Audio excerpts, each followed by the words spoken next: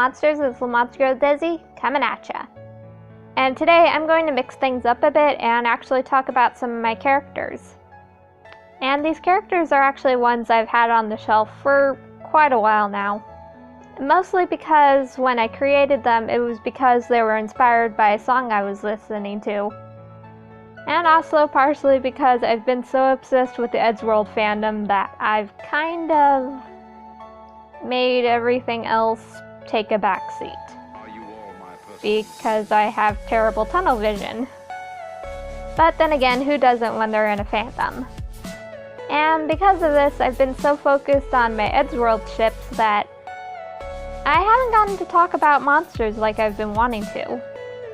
Partly because my next generation Eddsworld AU is really fun to draw.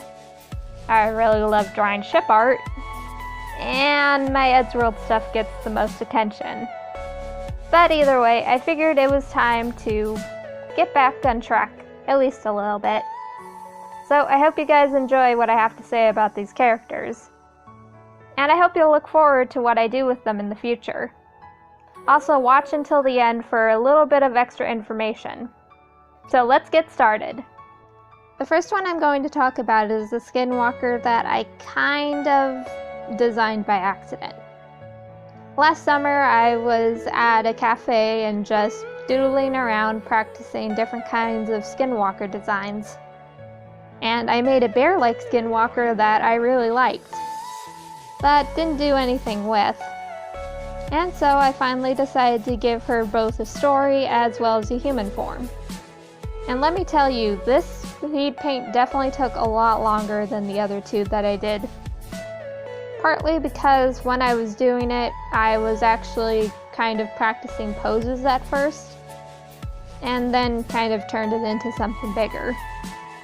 So my thought process behind designing this character, once I realized I was designing a character, is that if she was going to be a bear, I kind of wanted her to be slightly cute, but I definitely made her seem a little bit shorter than she would actually be. Like, I wanted her to be a cute but big girl. Not exactly buff or bulky, but you know, just kind of big. Though sadly that didn't really translate well. And I definitely didn't make her as thick as I wanted her to be in some places. I also wanted to make it seem like she was the type of girl who's always in a rush, because she's always late. Whenever I think of bears, I kind of think of both lazy and ferocious. And also kind of cute, because, well, bears are cute. So I kind of imagine that this character is probably somebody who likes to sleep whenever she can. She's a bit lazy, but still works hard whenever she has a job to do. Problem is, she's always running late to said job. So with that, I also made sure to give her pretty simple clothing, though currently the clothing isn't even drawn.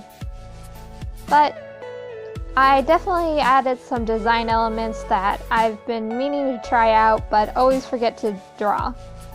Like for one, I really love the whole like side cut thing, side shave, whatever it's called.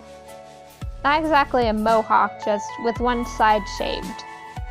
I've also been wanting to draw girls that are like slightly more fuzzier. I don't have anything against big girls or fuzzy girls. I actually really like it and think it's adorable. Problem is, I've gotten so used to drawing such smooth skin designs that I keep forgetting to add the body hair. So first things first, I definitely made sure to give her relatively thick eyebrows. Not exactly caterpillar, but still pretty thick. At least I think so. And as much as I love doing long eyelashes, I made sure to give her tiny lashes. I think it suits her better. The whole tomboy, cute look. Cute tomboy look. God, where are my words? As much as I like the end result to this character design, I still really do wish I made her slightly more bulky than I did. So, probably something to fix at a later date. Fun thing about character designs is that they can always change. So out of anything I designed on her outfit, I definitely had a bit of trouble getting the shirt to look right, but definitely not as much as I did with the boots. I've never drawn cowboy boots at this angle, and I definitely wanted her to have cowboy boots. I don't know why, I just did. And it was so difficult trying to get the pointed tip of the cowboy boots to translate right at that angle that her feet were at. Which is kind of why I usually default to sneakers or regular kinds of boots. But in the end, they ended up looking okay, I suppose. At least I hope they did. When it came to picking out her colors, I definitely had to reference off-screen, since it had been a while since I tried drawing a dark-skinned character, let alone one with reddish skin. I was actually really worried about how badly I would end up screwing up, but I think I got her color pretty well. And even though I kind of wanted her to have rust red eyes, or rust brown eyes, I changed them at last minute to give her a slightly purplish eye color, which I think looks really good. I also had a bit of trouble looking for the right tattoo designs, because whenever you look up tribal tattoos, they're always super detailed. Which is why she ended up with a shaman's eye and a bear's paw. And luckily, with everything going on, I made sure to give her a little bit of fuzz here and there, and decided to also give her a mouth scar. I don't really know why, I just think it looks good on her. If you've seen any of my art, you know that I don't draw noses a lot, so I definitely took full advantage of this to kind of practice with that a bit. I've been using a cartoony design for so long that it definitely feels kind of weird to be semi-realistic, but also kind of refreshing and fun. I've definitely been trying to steer away from the whole anime-esque design that I used to have, though you can tell that the whole big eye thing has definitely stuck around. Which I'm not going to be too picky about because I really like it. When it came to designing her skinwalker form, I definitely wanted her to be bear-esque but still be extremely skinny with a slightly human-like face, which I had a bit of trouble with. I usually draw skinwalkers with relatively flat animal-like faces, but I wanted her to definitely seem like a bear, just a really skinny and uncanny looking bear. The key thing to skinwalkers is that they definitely borderline uncanny. Like, there's definitely something wrong with them, because one thing about skinwalkers is that whenever they transform into an animal or copy the appearance of somebody, is that they always get something wrong. For humans, it's usually the voices. But with animals, it's that they sort of look like a hybrid between two animals. So in their true form, it definitely looks really unsettling with how they look like a slight mashup of certain animals as well as just being a monster. The two design quirks that I really love for Tawny's design, yes, her name is Tawny, is the whole mane-like thing that's going on with her hair. I thought that looked really good, and I loved how it definitely looked how her tail just kind of blended in with the back hair. And of course, the downward turned fangs. Upward? Bottom? Fangs? Whatever. I had never drawn teeth like this, and I definitely liked how it looked, so I made sure to keep it with her design. The story behind Tawny is that she's just a 20-year-old girl who lives on a reservation and works to help out her family. She lives with her mom and her dad, and she visits her grandma every weekend. But one day she gets a call at work that her grandma has suddenly passed away, leaving behind a fur coat. Now, the thing about skinwalkers that I definitely like the idea of is that you can be born a skinwalker if one of your ancestors was one. I hear plenty of stories about people talking about relatives that were skinwalkers, though a few of those are probably creepypastas since some of them definitely sound a bit far-fetched even when talking about monster encounters. But I'm not gonna judge. Another thing is that in different cultures, there are definitely a lot of different stories about animals that can transform into human by shedding their animal skin. And then that animal skin having special properties or powers.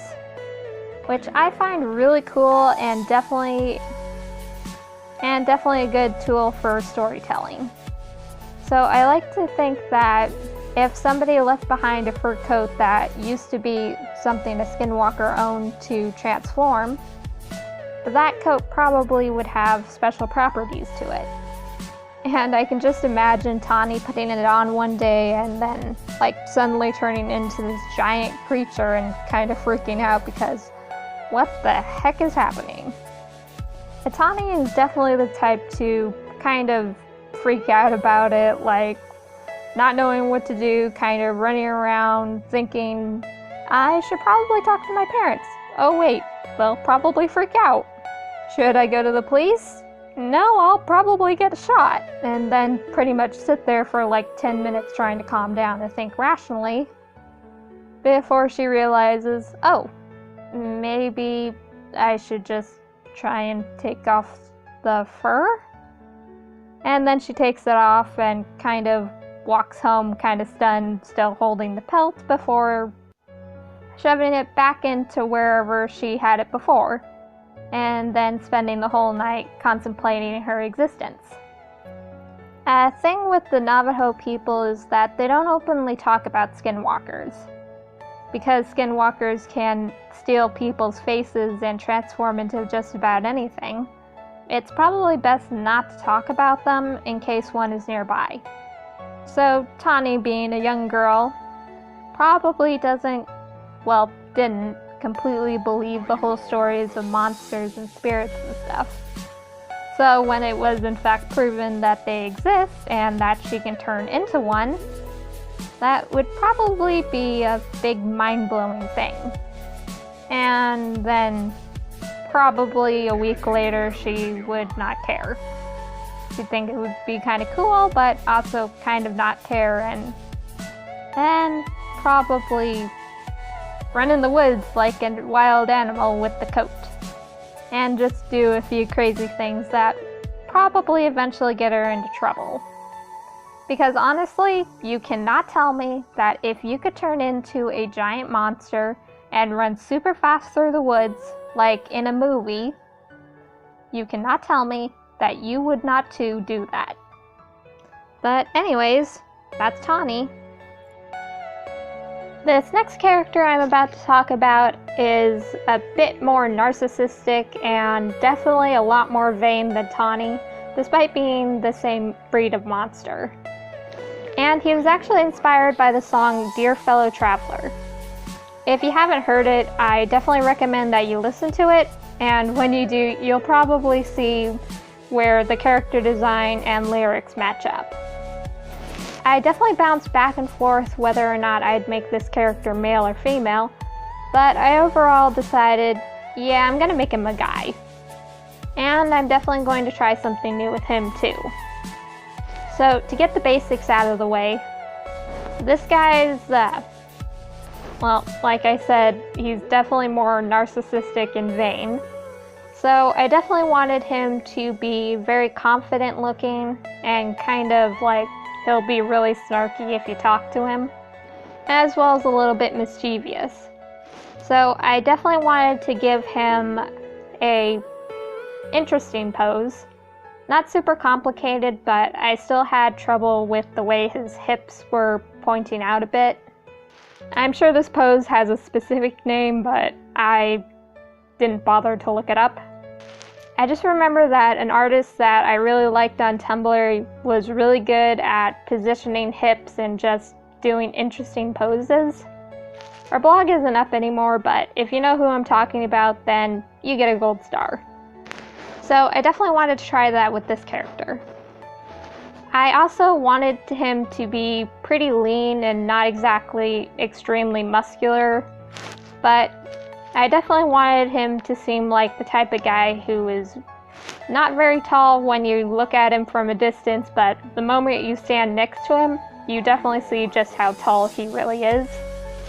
I don't know if that translated well, but I definitely had a lot of trouble getting him to look like a pretty boy, but not a femme guy. Because anytime I try to make a beautiful guy who is also masculine in some ways, he somehow always ends up having really skinny waist and just very curvy for a man. Which is really cute, and I actually really like that kind of look for certain character designs, but like I said, I wanted to do something different with this guy.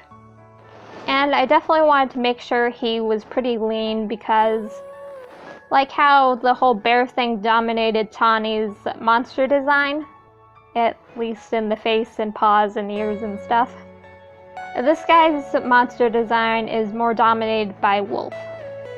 So I wanted him to be kind of wolf-like, but not very hairy. But I also didn't want to make him seem like he's completely hairless like the werewolves from Twilight, because how does that work? The one thing I've definitely learned is that Native American men don't usually have facial hair. So I guess that kind of translates well with being pretty hairless despite being a werewolf. Which I'm a little bit sad about because I kind of wanted to give him facial hair, but I wanted to be very accurate with this design. I also had a bit of trouble with his nose because I couldn't get it to look right at first. And I was a little bit afraid that his eyes would look like he's wearing too much mascara. The thing about wolves is that the way their eyes are shaped and everything, and anytime I see somebody do wolf-like makeup, it definitely seems like the wolves have some kind of eyeliner with the way their fur is patterned around their eyes, which I really like, and it always looks really cool. So I'm overall happy with how his eyes looked, and a few times I was really worried that it looked like he had cat eyes instead, because the mascara made it look like his eyes were kind of pointy like a cat's eyes. I keep calling it mascara, but it's just he doesn't wear makeup. And as you noticed, I gave him slightly pointed ears. I didn't really want to make them super noticeable, just like slightly pointed, like his ears just seem to point up like that. I'm not quite sure if I'm happy with that yet, but I also had a bit of trouble with his hair. I actually wanted it to be loose and kind of just flowing around him. But no matter how many times I tried it, it didn't seem to look right, so I just decided to tie it back in a braid. And I don't know why, but whenever I thought of the character from Dear Fellow Traveler, I always pictured it as a character that's dressed in mostly black. Just a really sleek look with a hat that often covers their eyes when they're looking a certain way. I don't know why, I just thought it gave them a very sleek and mysterious look to them. Well, I mean, I like it. One thing about skinwalkers is that there are some tales that say that if you look into a skinwalker's eyes, it can read your mind and dig out your worst fears. And others say that if you look into its eyes, it can possess you. So I think that he would kind of use the hat to block his eyes from other people. Because, I don't know about you, but I don't want to read a lot of people's minds just because of what they might be thinking at that random moment in time. And plus it seems like a pretty cool reveal, like kind of dramatic how he has that hat over his eyes and then when he looks up you see just how blue his eyes are. I mean, with his dark skin and hair, it definitely makes his eyes stand out a lot more. And overall just looks really cool. And with his monster design, I kind of wanted to make it really skinny at first, but by the time I started on it, my sister was playing her video game and the loading screen had this werewolf-like guy. And I'm like, oh, that looks so cool, I want to draw that. So I ended up drawing him in that character design instead of making him an extra skinny, lanky wolf like I had originally planned. The way I justified this so I could save my own tail from going crazy was that, like, he just one day finds out, oh hey, monsters are hot now. I can make my monster form look hot instead of looking like a mangy dog. That would definitely suit his character, all things considered. Like, today's pop culture, what's cool is hot-looking monsters. Which is really funny that because his monster form, it goes from being super skinny and looking like a starved animal to this buff werewolf, but he keeps his human form rather slender and just the exact opposite. Another thing with skinwalkers is that a lot of stories I've heard, or at least read, it seems like they're sort of like werewolves in themselves. Like in some, it seems to be a mix of animals, in others, it seems to be a wolf-like man. The Navajo word for skinwalker literally translates to he who walks on all fours, or something like that. So I guess it would make sense that like some skinwalkers who just wear wolf pelts instead of a mix of pelts would definitely look like wolves instead of like a mix of different animals. So just for the sake of not confusing myself when I'm talking about two different characters, I've decided that he is a subclass of skinwalker, which is using the Navajo word for wolf, but I cannot pronounce it to save my life, so once it comes up on the screen, you can try and say it. Like I said before, I kind of default to try and make certain characters like good people overall, but with skinwalkers, you have to eat the heart of a loved one who is related to you and somebody you care about really deeply, like your mother or your brother. Yet you gotta eat their hearts to become a skinwalker. So I'd like to think that in some cases a skinwalker would have good intentions, like doing the wrong thing for the right reason or whatever. But this guy, being the narcissistic asshole he is, probably did it to save his own hide and to live a lot longer so he doesn't get old. And I'm like, yeah, that definitely suits his character a lot more. But despite being as vain as he is and just being extremely selfish and a jerk, I guess his life goal basically is to find that special somebody. Like, as much as he loves himself, he wants somebody to love other than himself. Now, before you ask, I do have an idea of what his boyfriend would look like, but he's not really a part of this speed paint. I definitely drew him, and there's a cute little picture at the end of this video where I do draw him. But I don't want to give too much away because it might be spoilers for whenever I do the Dear Fellow Traveler music video. So I hope you guys at least like this asshole. I keep calling him an asshole. But whatever, here's Blue.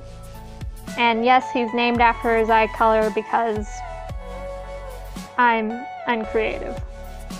Whatever. Moving on. And now our last character design of this speed paint. This poor unfortunate soul is a Wendigo. Or at least somebody definitely transitioning into a Wendigo. For this character, I definitely wanted him to have the appearance of somebody who either doesn't take good care of themselves or is in a situation where they can't take good care of themselves. Basically being extremely skinny, kind of looking exhausted all the time, very dirty, and just overall somebody who looks like They're alone a lot, but don't exactly want to be alone.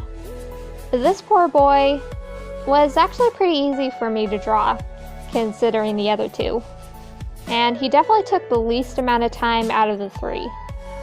Because of the art styles that I've used and a few characters that I designed in the past, I'm actually pretty good at drawing skinny, lanky characters that either look depressed or that look really tired all the time. Which I guess in this case is a good thing because it definitely made him easy to draw. Since I gave the other two long hair, I definitely wanted to give him like mostly short, messy hair and at least one long braid. And I gave him pretty simple clothing that when you see colored are really dirty, kind of looking like a homeless teen who is really malnourished. There are a lot of different stories about Wendigos. And in a lot of stories, Wendigos are created during the winter time, when food is scarce and in situations where people have to eat each other or end up eating each other because they're possessed by a skinwalker in spirit form. And there's actually a very real condition called Wendigo fever. Bad kitty. Where the person runs a high fever and ends up stripping down to the point where they're running around naked just to try and cool off. And they'll eventually resort to cannibalism. Did I say Wendigo or Skinwalker? God damn it. And one story that I've heard about skinwalkers that is supposed to be a very old tale is that a person will turn into a skinwalker when they feel extremely hungry. And once they've eaten somebody, they'll turn back into human temporarily. The thing about cannibalism, at least for a skinwalker, is that once they've eaten a person, they tend to crave they tend to want to eat people even more each time. Each time a Wendigo eats somebody, they grow larger. So then the next time they get hungry, they get even hungrier than the first time. So they have to eat more people. And it pretty much continues until eventually somebody kills it, hopefully.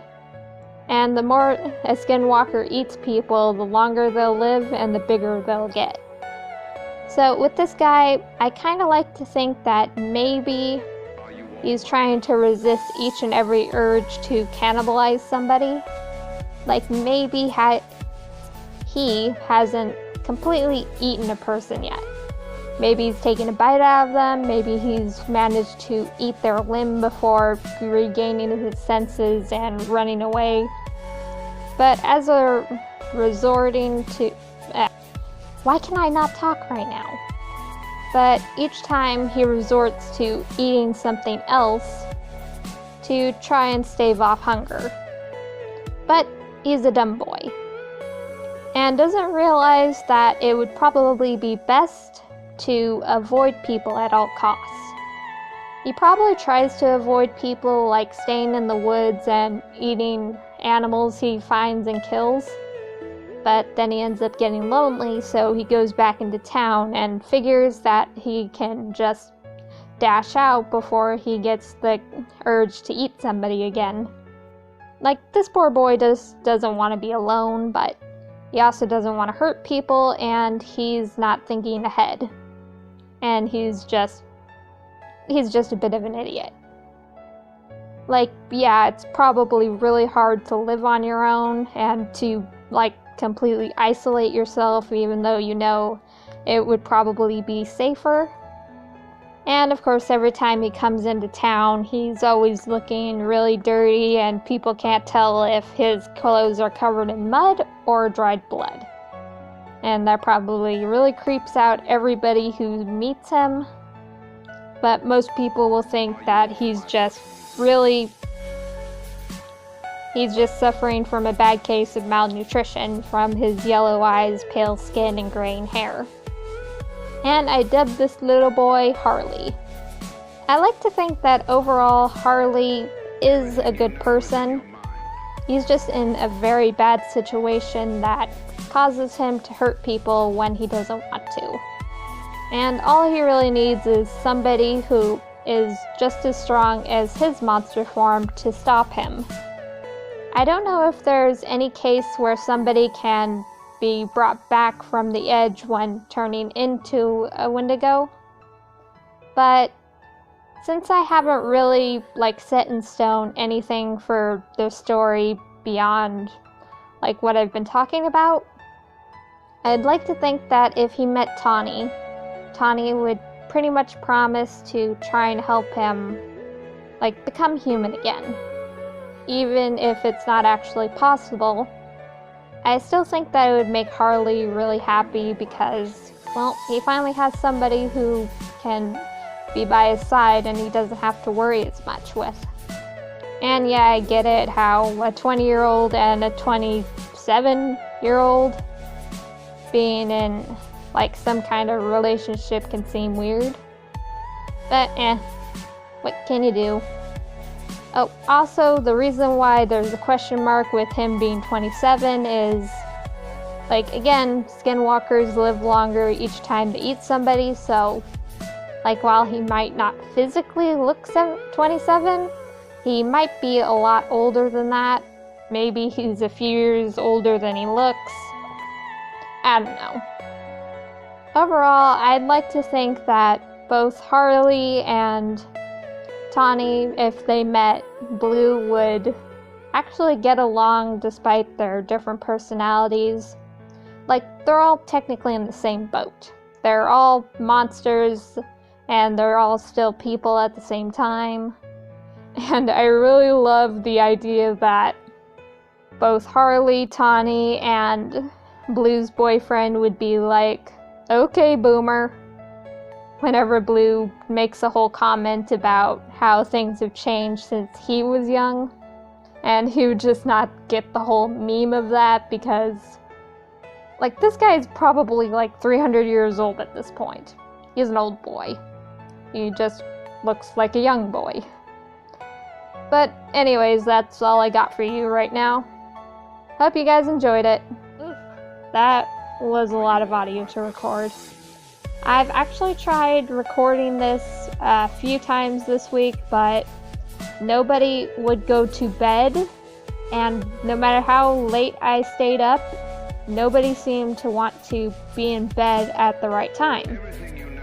So finally, when I managed to actually record the first two, I ended up not plugging in my gaming headset, which I used to record, into my tablet, and it didn't record right.